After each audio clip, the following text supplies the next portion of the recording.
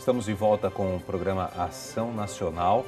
O assunto em pauta hoje é a Venezuela. Eu recebo em nossos estúdios aqui o professor de Geopolítica Marcos Antônio de Moraes e também a venezuelana Alexa Bresciani. Professor, eu gostaria que o senhor falasse um pouquinho para a gente de saber como é que o governo brasileiro está encarando tudo isso diante dessa situação. A gente está vendo que está havendo um conflito já, né?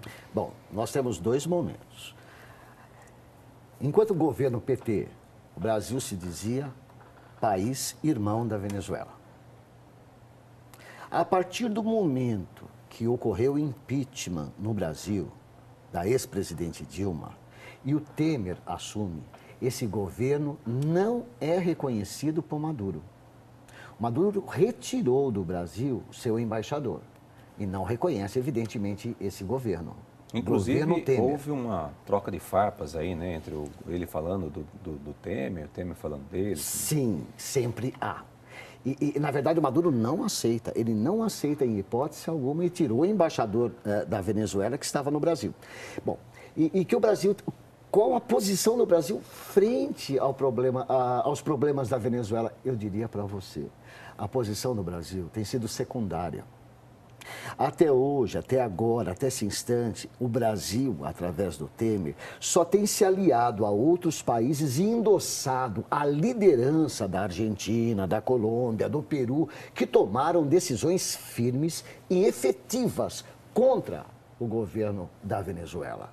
Tanto é verdade que o vice-presidente dos Estados Unidos esteve aqui na semana passada e elogiou esses países, a Argentina, a Colômbia, o Peru, no que diz respeito à direção do problema da Venezuela e deixou o Brasil de lado. E por quê?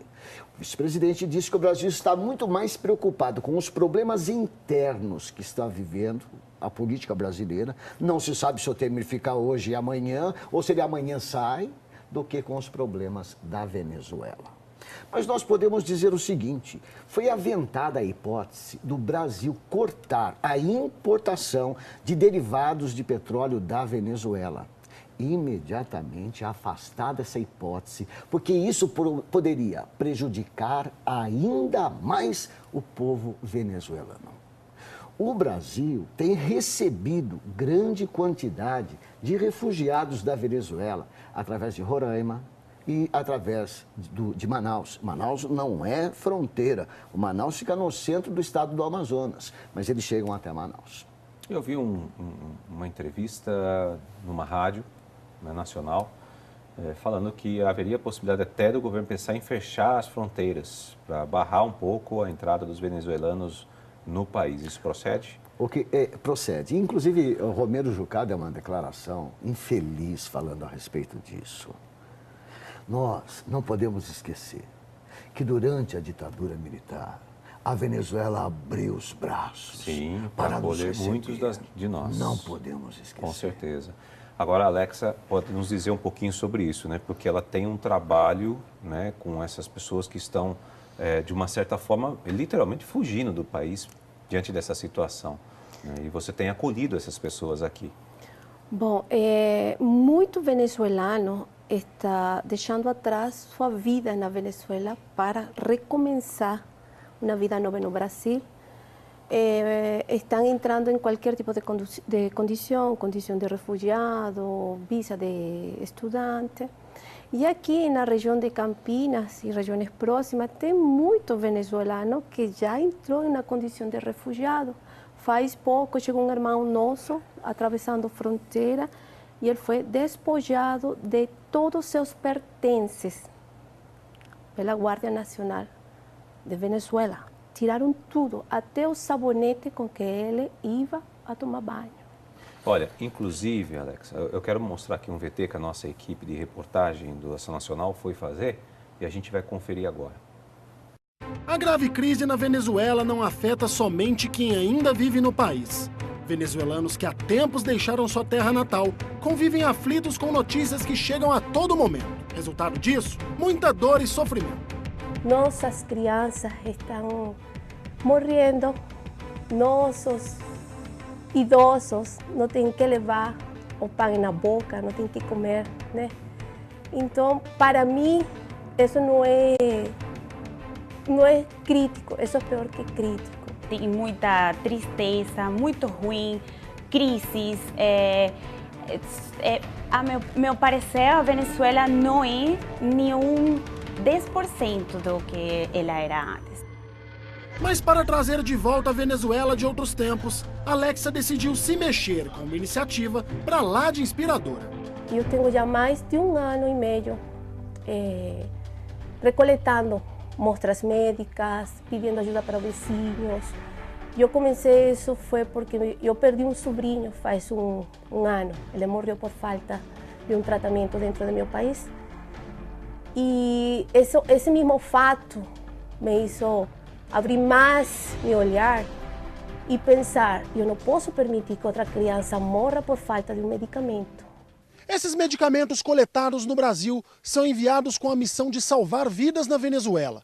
Porém, mesmo com os olhos voltados lá para o seu país natal, Alexa não se esqueceu dos venezuelanos que vivem por aqui. Ela sabe da importância da relação com seus conterrâneos. E a gente faz encontros até agora mensais. A gente se reúne em minha casa, em outro lugar. Fazemos uma comida típica de nossa terra, ouvimos nossa música, conversamos nossa língua, nossas gírias, né? Que é algo que a gente precisa. Quando eu entrei no grupo foi maravilha, sabe? Você se sente assim, porque você tem muitas emoções com a Venezuela, você sente, às vezes até sente culpa, porque você está melhor aqui, que é 80% dos venezuelanos. Então, você não sabe o que fazer, você se sente sozinho, mas ao mesmo tempo você quer estar lá, mas quer ajudar. Eu acho que esse vai ser meu objetivo daqui em diante, mantê-los todos juntos, unidos, em família. E se você pensou que esse grupo de venezuelanos não se sentiria em casa no Brasil, veja só qual é a opinião deles a respeito de nosso país e nosso povo.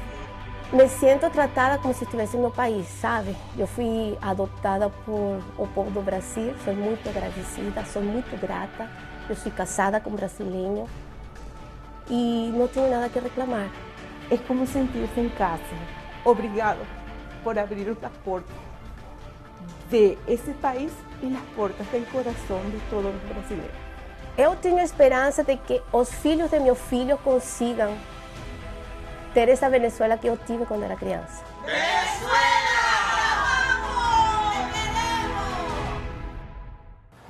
Eu gostaria que você falasse um pouquinho mais sobre isso, que a gente acabou de ver algumas narrativas aqui. Sim, então como te estava comentando, Júnior, meus irmãos que entram pela fronteira, eles estão entrando em condição de refugiado, né? Eles estão abandonando sua vida lá em nosso país.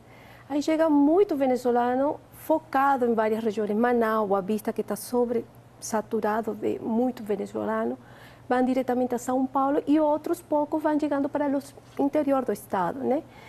E eles se sentem perdidos aqui na região, perdidos, eles não sabem a quantidade de pessoas venezuelanas que estão aqui em Campinas. E Tem muitos? Somos muitos. Até agora estamos em um grupo de 70 pessoas e vai seguir chegando muito mais.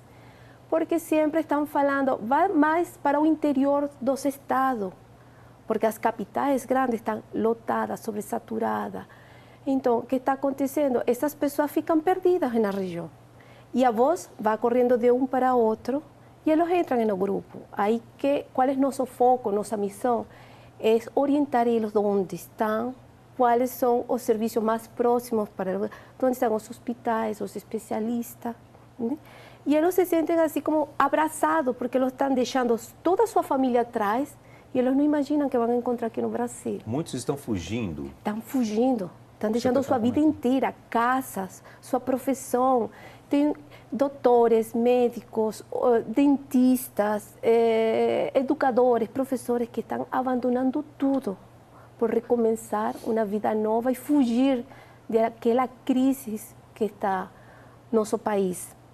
Então, com esse grupo, a gente faz confraternizações mensais, né? Onde eles se vão incorporando e eles choram de alegria, porque eles não imaginavam que tinha tanto irmão venezuelano aqui na região no interior de São Paulo, especificamente em Campinas. Eles só ouvir nossa língua, nossa, eles sentem o alma chegou de novo, um abraço, nossas gírias, nossa comida, para eles tudo. E mais quando a gente faz aquelas confraternizações que a gente tem que cantar parabéns para algum deles que está fazendo aniversário e só ouvir o parabéns em espanhol, eles choram de alegria. Então, eles abandonam o país natal de onde eles nasceram para chegar a um país estranho que não conhecem língua, não sabe como vai ser recebido, né? E eles ficam perdidos, desorientados. Se alguém está nos assistindo aqui e conhece um venezuelano ou conhece, ou ele mesmo está nos assistindo aqui e precisa entrar em contato com vocês, como é que faz? Bom, nosso grupo de WhatsApp, a gente vai correndo a voz, né? E me falam, Alexa, conheci um venezuelano em Vinhedo, por favor, adiciona ele. Me passam o telefone e eu adiciono. Existe um Facebook, alguma coisa? Justamente faz um dia atrás, ou 2 dias atrás, eu abri um grupo de Facebook que se chama Venezolanos em Campinas e Regiões Próximas, está em espanhol, para que eles possam pesquisar com maior facilidade, né? E eles podem entrar. Sim, aí, através de lá, consegue falar com vocês. Consigo falar conosco. O endereço está aparecendo na tela de vocês, porque é melhor, assim você não dá o telefone celular para não dar nenhum problema aqui, né? De acontecer nenhum constrangimento. Nossa. E aí, pelo menos, as pessoas podem entrar em contato com vocês e vocês também aceitam doações de roupa, comida. Sim. Agora, o povo brasileiro, ao qual estou muito agradecida, tenho que agradecer muito, porque o povo brasileiro se ha sensibilizado muito com a realidade de meu país e de meus irmãos que estão chegando nessa condição, né? Minhas vizinhas, as professoras do colégio recolhem roupa usada, entregam para mim. Muitos recolhem medicamentos, né? E a gente envia e encaminha para a Venezuela, para os lugares mais pobres, hospitais, pessoas que estão precisando ou que estão dependendo sua vida de um medicamento. Então a gente depende muito, mais que tudo eu dependo muito da ajuda do povo brasileiro. E chegam bolsas, sacolas de roupa de segunda mão, pero em bom estado.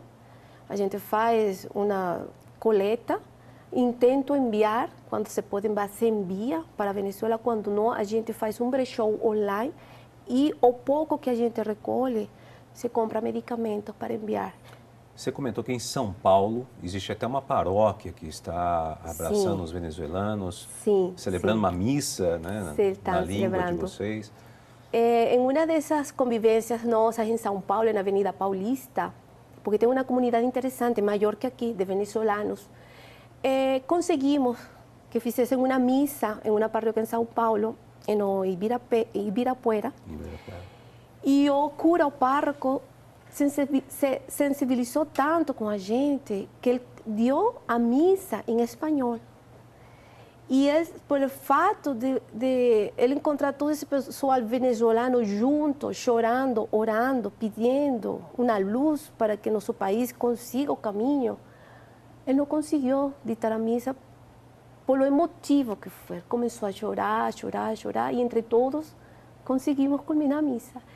E em agradecimento a nosso povo venezuelano, ele ditaminou que essa vai ser a paróquia dos venezuelanos em São Paulo.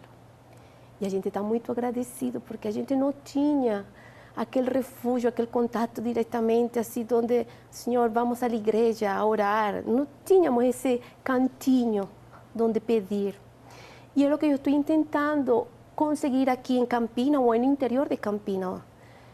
Alguém que possa dar uma missa, um cura, um párroco, uma missa em espanhol para todos meus irmãos venezuelanos que estão no interior do estado de São Paulo. Porque a gente às vezes precisa orar, sentir aquela vibra, né? E até agora não consegui. Espero conseguir, né? Então fica aqui o convite para vocês que estão nos assistindo. Você pode falar com o seu pároco aí, né? Principalmente aqui da região de Campinas. Né? Nós temos um grupo muito grande, mais de 70 venezuelanos que estão aí, né? Em busca de alguém quiser abraçá-los, né? E celebrar essa missa em espanhol para que eles possam aí ter um contato maior entre irmãos, né? Entre irmãos. Fica aqui o convite para eles, né? Obrigada. Com certeza vai aparecer sim. Obrigada. A gente precisa ir para um rápido intervalo e a gente volta já no último bloco do programa. Vamos lá.